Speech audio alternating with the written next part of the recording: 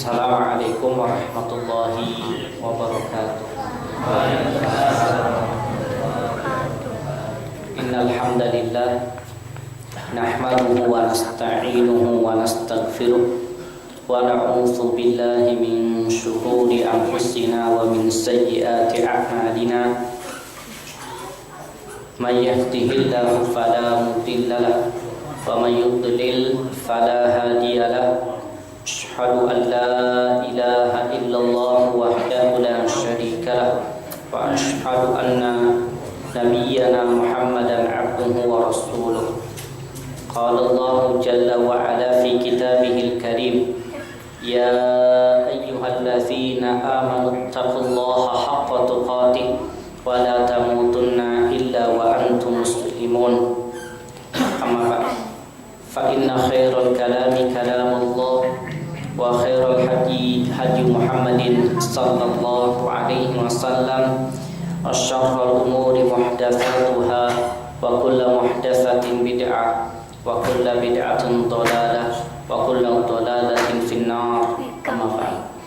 Ikhwani wa akhwati fiddin yang dimuliakan oleh Allah Ta'ala, alhamdulillah, puji serta syukur hanya milik Allah Ta'ala yang kembali mempertemukan kita pada kesempatan kali ini, kajian rutin di malam Jumat di Masjid As-Sunnah Tangkir, di mana pada bulan Ramadan kemarin kita berhenti sejenak, kurang lebih 4 pekan atau mungkin lebih, dan sekarang kita kembali memulai majelis ta'lim atau majelis ilmu. Tentu setelah kita libur 4 atau 5 pekan, kadang ada yang mengatakan, apa yang terjadi denganku sesudah bulan Ramadan? Padahal ketika bulan Ramadan aku selalu taat kepada Allah Ta'ala, memperbanyak amalan-amalan sunnah, bahkan merasakan nikmatnya ibadah, sering membaca Al-Quran, menjaga salat berjamaah, menjauhi pandangan yang Allah haramkan. Namun sesudah berlalu Ramadan, berlalu pula semangat beribadah dan kenikmatan yang dulu kurasakan. Sekarang saya sering ketinggalan sholat subuh berjamaah dan berhenti sholat sunnah, dan berhenti pula qiraatul Quran. Maka apakah ada obat penawar tentunya bagi kita semua agar bisa tetap istiqamah dalam beribadah kepada Allah Ta'ala setelah berlalunya bulan Ramadan? Kalau kita lewat di jalan ini, entah yang bulan selain bulan Ramadannya sepi, di bulan Ramadan hampir masjid itu penuh, baik dengan salat sunnah atau tadarus, walaupun yang baca cuma 3-4 orang, tapi terlihat apa? Antusias untuk mengerjakan ibadah itu tinggi. Tapi setelah Id kita lewat, maka jarang kita dapati masjid-masjid dan mushola itu penuh dengan apa? Dengan jamaah yang menghidupkan masjid itu.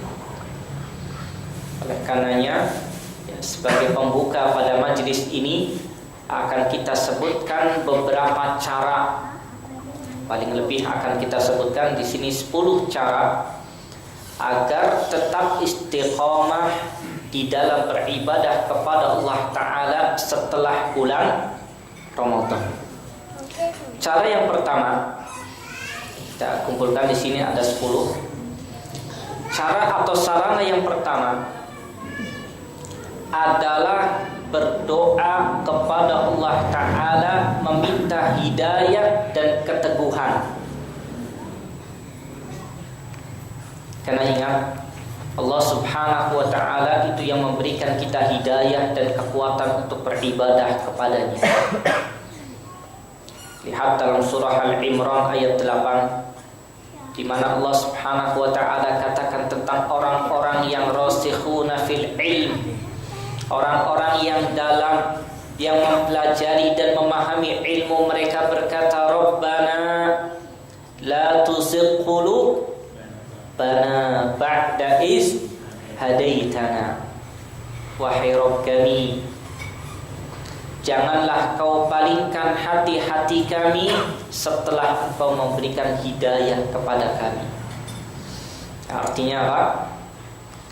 Sarana yang pertama, cara yang pertama agar kita dilanggengkan istiqamah dalam beribadah kepada Allah Ta'ala adalah memohon dan doa agar tetap diberikan hidayah oleh Allah Ta'ala dan keteguhan untuk beramal. Ya, karena hati ini lemah. Sedangkan apa? Syubhat dan syahwat ini besar. Ya, godaan apa? Ini pemikiran yang salah. Ya, godaan dunia ini akan melemahkan istiqomah dan keteguhan kita. Tapi dengan meminta dan berdoa kepada Allah Ta'ala, maka Allah Subhanahu wa ta'ala akan memudahkannya. Kemudian yang kedua, sarana yang kedua, banyak bermajlis dengan orang-orang soleh dan gemar ke majlis zikir, seperti pengajian yang diadakan di tempat yang komitmen dengan sunnah. Lihat, yang kedua ini bermajlis dengan siapa? Orang yang soleh dan gemar untuk datang ke majlis ilmu. Kenapa? Karena orang yang soleh, ya, orang yang soleh itu orang yang baik ibadahnya kepada Allah Ta'ala dan orang yang baik hubungannya dengan sesama kita. Orang yang pintar bermajlis dengan orang yang soleh ini akan membantu dia. Lihat Nabi kita Muhammad sallallahu alaihi wasallam tatkala bersabda, "Al-mar'u ala dini khalilihi falyanzur ahadukum man yukhalil." Kata Nabi, ya, seseorang itu bagaimana agama temannya, maka hendaklah salah satu di antara kalian melihat siapa temannya itu. Ya, kalau temannya sukanya apa? Ya, sukanya main, ya, maka dianya pun akan ikut apa? Ikut main. Ya, kalau temannya dia suka apa? Yang suka minum, maka paling tidak dia membelikan minumnya.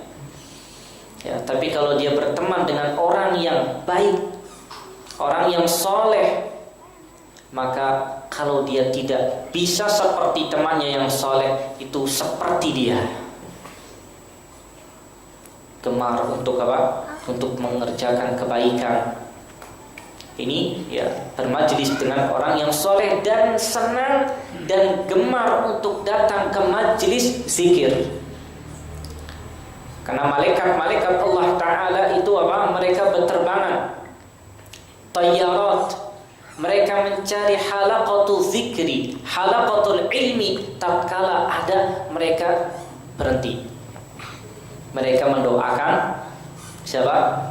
Orang-orang yang ada di majlis ilmu.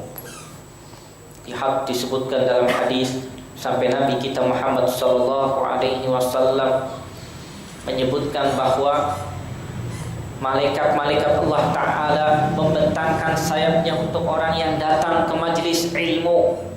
Mereka mendoakan, bahkan apa? Namlah, semut, ya, di dalam lubangnya mendoakan siapa? Orang-orang yang duduk di majlis ilmu. Hatta al-hut al-hitan fil ma, bahkan ikan apa?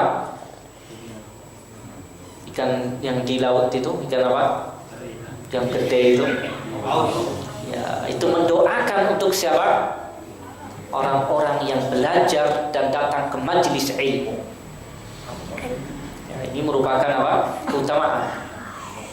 Dan orang yang datang ke majlis ilmu hati dia akan tersirami dengan bimbingan ilmu agama, sehingga istiqomah dia itu bisa.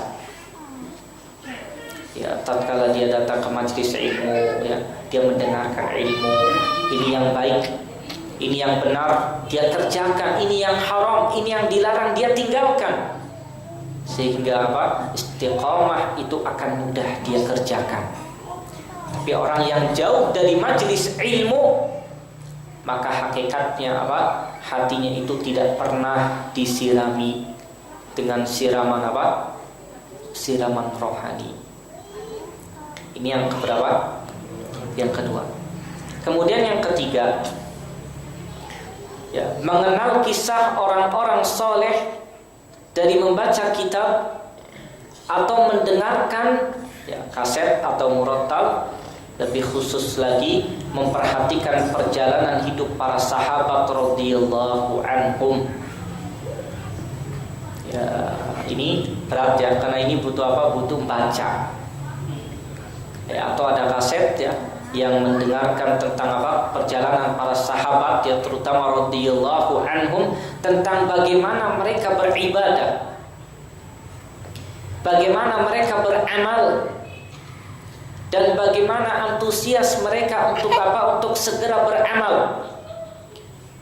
Ya, mereka itu para sahabat radhiyallahu anhum tatkala mendengar dalil, ya, tentang keutamaan amalan, mereka segera mengerjakan, tidak menunda-nunda nantilah. Para sahabat tidak. Tatkala tahu tentang keutamaan suatu amalan, mereka segera mengerjakannya. Karena mereka para sahabat radhiyallahu anhum adalah manusia terbaik setelah Nabi, yang Allah Subhanahu wa ta'ala keluarkan untuk manusia. Lihat bagaimana Allah Subhanahu wa ta'ala katakan tentang sahabat dalam surah Al-Imran. Allah katakan, kuntum khaira ummatin ukhrijat linnas. Kalian adalah khairu ummatin, sebaik-baik umat yang Allah keluarkan, linnas, untuk manusia. Kenapa? Ya, di antara sebab para sahabat itu, mereka adalah khairu ummah adalah ta'muruna bil ma'ruf wa tanhauna 'anil munkar wa tu'minuna billah. Karena para sahabat itu adalah orang-orang yang memerintahkan kepada yang ma'ruf dan mencegah dari yang munkar, dan mereka beriman kepada Allah Ta'ala. Ini para sahabat. Dan al-amru bil ma'ruf wa nahyu 'anil munkar itu kita lakukan terutama di keluarga kita. Ya, kalau kita ingin jadi ya seperti para sahabat radhiyallahu anhu, ya, baca ya bagaimana mereka itu beribadah, ya bagaimana mereka itu dalam beramal. Kalau kita membaca tentang kisah mereka, maka kita ini sangat jauh daripada amal mereka. Kenapa? Karena tujuan mereka dalam kehidupan itu untuk akhirat. Tapi kita ini hidup untuk untuk dunia. Sehingga motivasi mereka para sahabat itu adalah akhirat, dan motivasi kita itu dunia. Lihat sahabat Umar Ibnu Khattab radhiyallahu anhu, ya, tatkala masuk suatu peperangan, beliau menyerahkan setengah dari hartanya. Lihat Abu Bakar As-Siddiq radhiyallahu anhu menyerahkan berapa? Semua hartanya. Kalau kita ya baru 50.000 sudah ya, sudah pegang-pegang dompet ya, habis. Tapi para sahabat tidak. Makanya kita tatkala membaca bagaimana kisah mereka para sahabat radhiyallahu anhum dalam beramal, dalam beribadah, maka ini akan melecut semangat kita dan istiqomah kita dalam beramal dan beribadah kepada Allah Subhanahu wa ta'ala. ta'ala. Kemudian yang keempat, sering mendengarkan murattal atau kaset yang isinya adalah ceramah dan nasihat agama. Apalagi sekarang ya, fasilitas untuk mendengarkan ceramah melalui radio ada, ya, melalui Roja TV pun ada, ya, apalagi melalui ya murattal sekarang, ya, melalui HP. Alhamdulillah, tinggal bagaimana kita menggunakannya di rumah, ya, supaya keluarga, istri mendengarkan, ya, sehingga hawa rumah itu hawanya adem, sejuk, ya. Tapi kalau ya rumah diisinya dengan tarlingan, ya, dengan dangdutan, jadinya panas rumahnya, karena yang masuk bukan malaikat. Tapi tatkala yang diperdengarkan adalah tadi, ya, ceramah, nasihat agama, tilawatul Quran, maka kondisi rumah itu akan akan sejuk dan tidak panas kondisinya. Kemudian yang kelima, sarana yang kelima agar kita tetap istiqomah setelah bulan Ramadan adalah menjaga amal-amal yang fardu, seperti salat 5 waktu dan mengganti Ramadan atau puasanya, karena menjaga amal-amal yang wajib itu adalah merupakan sesuatu yang Allah cintai dan Allah sukai. Dulu ya, masjid itu kalau Ramadan penuh terkadang sampai belakang. Terkadang sampai belakangnya, walaupun terus maju ya. Tidak ke belakang tapi terus ya, mengalami kemajuan. Ya, kemajuan softnya, bukan kemunduran. Ya, tapi lihat setelah berlalunya bulan Ramadan, maka masjid-masjid kembali seperti sebelumnya. Kadang yang azan si fulan, yang iqamah si fulan, yang imam si fulan, makmumnya pun si fulan, diborong semua. Ya, kenapa? Karena tadi tidak menjaga terutama salat-salat yang fardu yang 5, yang akhirnya dikerjakan berjamaahnya cuma di bulan Ramadan. Atau ganti ya, berkaitan dengan yang wajib puasanya juga. Bagi yang memiliki utang, ya, terutama bagi perempuan, bayar dulu utangnya sebelum puasa sunnah. Ganti dulu 7 hari, 6 atau 5 hari diganti dulu, karena menggantinya adalah wajib. Ya, segera, ya, jangan ditunda-tunda. Kemudian yang selanjutnya atau yang keenam, memperbanyak amalan-amalan sunnah yang disukai walau sedikit.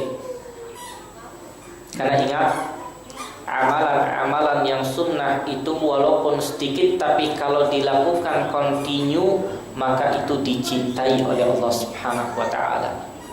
Ya, sebagaimana sabda Nabi kita Muhammad sallallahu alaihi wasallam, ahabbul a'mal ilallah, amalan yang lebih dicintai dan disukai oleh Allah Ta'ala adalah adwamuha wa in qalla, amalan yang kontinu, yang terus menerus walaupun sedikit.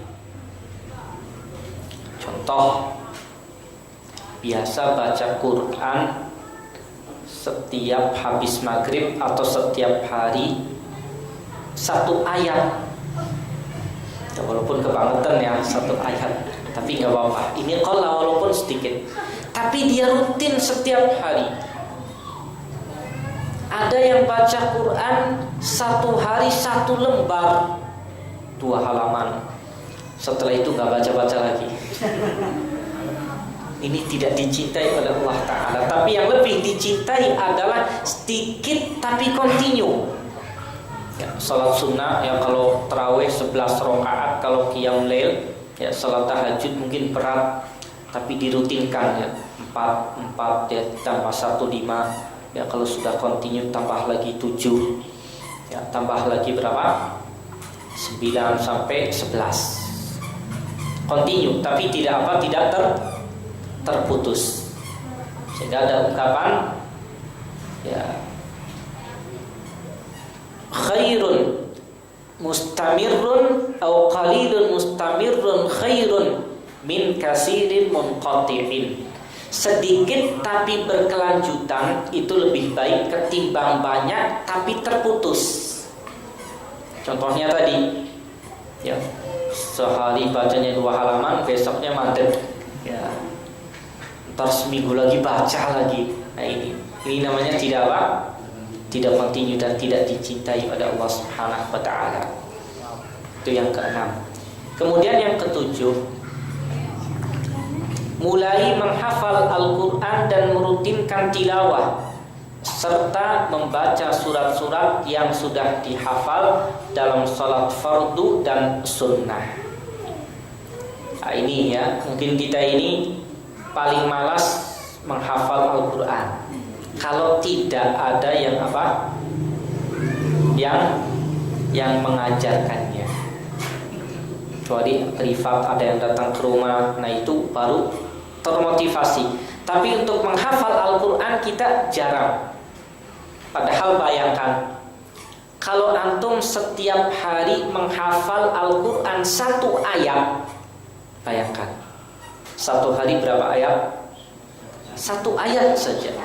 Berarti dalam 1 bulan berapa Pak? Berapa? Umpamanya 30 ya, 30 hari 30 ayat. Bayangkan kalau 1 tahun berapa hari itu? 365, berarti berapa ayat? 365 ayat. Ini mungkin semuanya bisa jadi imam. Kalau setiap hari berapa ayat? 1 ayat. Tapi yang beratnya itu apa? Tadi terus continue. Sehari 1 ayat, sehari 1 ayat diulang lagi terus. Ya, agar apa? Agar ya, kita terbiasa menghafal Al-Qur'an. Walaupun memang afdolnya adalah mencari ya ustaz atau ya ikhwan kita yang lebih paham dalam hal bacaan, kemudian store. Bahkan mungkin di masjid ini bisa dibentuk ya siapa ketuanya, ya, kemudian dibikin siapa yang mau daftar dan store setiap setiap hari atau setiap minggu. Mungkin bisa Pak Endang yang membimbing agar agar terus tiap hari itu ada tambahan ya, tambah mutu bacaan Quran. Japun baik, tapi terus tambahan tambahan hafalannya itu ada. Kemudian yang ke-8, antara sarana agar tetap istiqamah setelah bulan Ramadan adalah banyak berzikir kepada Allah Ta'ala dan istighfar. Karena amal zikir dan istighfar itu amalan yang sangat ringan, namun manfaatnya besar dan menambah keimanan dan memperkuat ketakwaan. Zikir dan istighfar. Zikir itu mengingat Allah Ta'ala. Dan zikir kata para ulama, dan itu kala dijelaskan ya dalam kitab Bahjatun Nasirin Syekh Salim bin Eid Al-Hilali hafizahullah, tatkala beliau menjelaskan tentang zikir. Yang namanya zikir itu kata beliau terbagi menjadi 3 macam. Ada yang disebut dengan az-zikru bil qalbi wal lisan, zikir dengan hati dan lisan berbarengan. Ini adalah zikir yang paling tinggi. Antum menyebut dengan lisan berbarengan dengan hati. Ini zikir yang paling tinggi. Yang kedua adalah zikr bil qalbi wahdah, zikir hanya dengan hati. Antum diam lisannya, tapi yang zikir hatinya. Ini yang kedua. Baru yang ketiga adalah az-zikru bil lisan, zikir dengan lisan. Kenapa bil qalbi yang kedua? Karena zikir dengan hati itu tidak ada yang tahu kecuali kita dan Allah Ta'ala. Lebih ikhlas dan lebih dekat dengan keikhlasan. Tapi kalau zikirnya dengan lisan ya komat kambingnya kelihatan. Lebih zikir ini ya, tapi kalau bil qalbi dengan hati antum diam, tapi zikirnya apa? Dengan hati. Tapi jangan diamnya ya ngelamun ya, atau diem. Nah ini bahaya ini kalau tidak ingat dan zikir kepada Allah Subhanahu wa Ta'ala, dan istighfar ya, dan minta ampun kepada Allah Subhanahu wa Ta'ala. Kemudian yang kesembilan, sarana yang kesembilan, menjauhi sarana-sarana perusak hati sejauh-jauhnya. Di antara perusak hati itu adalah teman-teman yang nakal, mendengarkan musik dan lagu di tempat ya, dimanapun tempatnya, atau melihat ya tontonan-tontonan dan majalah-majalah yang bisa merusak hati, tinggalkan. Karena ini ya mau tidak mau akan menyeret kita, menarik kita untuk apa? Jauh, dan akhirnya malas dalam beribadah. Apalagi yang gandrung musik ya, tinggalkan. Karena Al-Quran dengan musik itu tidak akan bisa apa? Bersatu. Bagaimana mau bersatu sedangkan Allah Subhanahu wa Ta'ala katakan dalam surah Luqman, wa minan nas may yashtari lahwal hadis. Dan di antara manusia kata Allah Ta'ala ada yang apa? Menjual, membeli ya, membeli lahwal hadis, ucapan yang sia-sia untuk menyesatkan manusia dari jalan Allah Ta'ala. Dikatakan oleh ahli tafsir ya bahwa yang disebut dengan lahwal hadis adalah al-ghina, musik dan alat musik.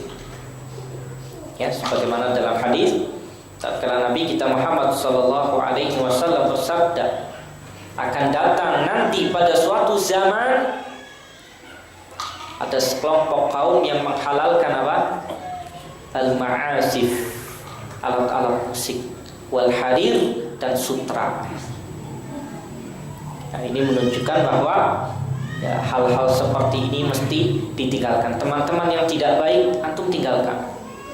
Tidak berarti tidak kenal, tidak, antum tetap kenal, tapi untuk dijadikan teman yang akrab jangan. Cukup sekedar kenal. Ya, ngobrol, ketemu sudah. Tapi kalau dijadikan teman bermain jangan. Ini akan memudaratkan kita. Kemudian yang terakhir atau yang 10 adalah segera untuk bertaubat kepada Allah Subhanahu wa Ta'ala dengan taubatan nasuha. Karena taubat adalah merupakan perintah Allah Ta'ala dan kewajiban bagi seorang mukmin. Allah katakan dalam Al-Quran dalam surah At-Tahrim, ya ayyuhallazina amanu tubu ilallahi taubatan nasuha. Wahai orang-orang yang beriman, taubatlah kalian kepada Allah Ta'ala dengan taubatan nasuha, dengan sebenar-benarnya taubat. Ya, Syekh Salim bin Eid Al-Hilali, dan dulu kita bahas ya, dalam kitab Riyadhus Shalihin, syarahnya adalah kitab Bahjatun Nasirin. Kata beliau, ciri orang yang taubat dengan sebenar-benarnya taubat itu ada 3 syaratnya. Ya, syaratul awal, syarat yang pertama kata beliau adalah segera meninggalkan dosa dan maksiatnya. Kalau ini dosa, maksiat segera tinggalkan. Ya, tidak ada istilah ya ditinggalkannya sedikit-sedikit. Enggak ada. Haram tinggalkan. Segera tinggalkan, jangan nanti segera. Kalau kewajiban yang dia tinggalkan, segera kerjakan. Ini yang pertama. Kemudian yang kedua adalah an-nadam, menyesal. Ana yakin ya, semua yang melakukan dosa dan maksiat itu pasti menyesal. Ada tidak yang melakukan dosa dan maksiat tidak menyesal? Baik ya. Tidak ada. Pasti dia menyesal. Baik orang yang ya levelnya baik ataupun yang sedang ataupun tidak menyesal. Ini yang kedua. Yang ketiga adalah al-azm, keinginan yang kuat untuk tidak kembali pada perbuatan dosa dan maksiatnya. Ada nyesel baik, nyesel kos gigi melakukan maning. Kalau nyesel bisa ya. Tapi yang ketiga ini berkeinginan kuat agar tidak kembali pada perbuatan dosa dan maksiat yang sebelumnya dia lakukan. Karena orang itu kalau tidak ada azam, keinginan yang kuat untuk tidak kembali, maka khawatir apa? Melakukan lagi. Ini dosanya kalau berkaitan dengan hak Allah Ta'ala. Kalau dosanya berkaitan dengan sesama kita, tambah satu lagi syaratnya. Apa? Meminta maaf. Ya, meminta maaf dari apa? Dosa dan atau kezaliman yang kita lakukan pada dia. Ya, sehingga kita harapkan ya dari 10 cara atau sarana tadi ya kita betul-betul menjadi hamba-hamba Allah Subhanahu wa taala yang mengenal Allah itu tidak hanya di bulan Ramadan saja, akan tetapi di bulan-bulan setelahnya. Lihat perkataan seorang ulama salaf. Dia mengatakan seburuk-buruk kaum adalah yang tidak mengenal Allah Ta'ala kecuali ketika Ramadan saja. Ya, semoga kita dimudahkan oleh Allah Subhanahu wa taala dan dijadikan oleh Allah Subhanahu wa taala sebagai hambanya yang mendapatkan maghfirah ampunannya setelah bulan Ramadan yang kita lalui nanti. Sallallahu ala nabiyyina Muhammadin walhamdulillahi rabbil alamin. Fadlan, barangkali ada yang belum jelas dan ditanyakan. Nah.